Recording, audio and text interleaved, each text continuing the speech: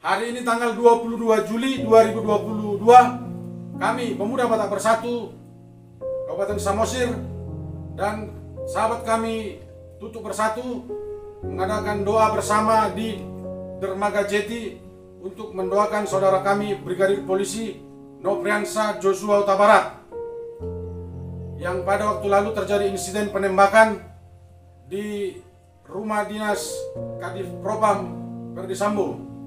Kami mewakili masyarakat Samosir dan orang Batak yang ada di Kabupaten Samosir agar secepatnya usut tuntas kasus ini sesuai dengan instruksi Presiden Joko Widodo.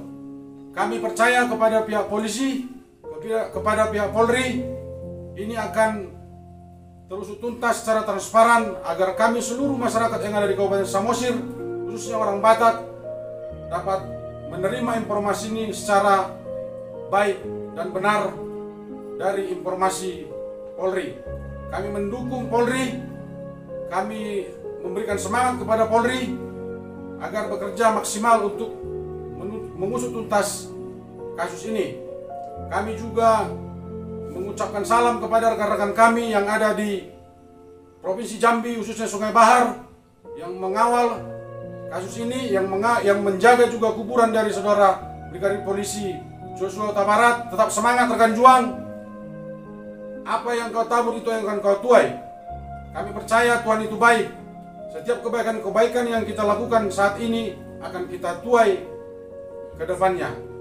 Demikian pernyataan dari kami Pemuda Batak Bersatu Kabupaten Samosir beserta sahabat kami Tutuk Bersatu dan mewakili seluruh orang Batak yang ada di Kabupaten Samosir agar kasus ini secepatnya terang benderang ke halayak ramai.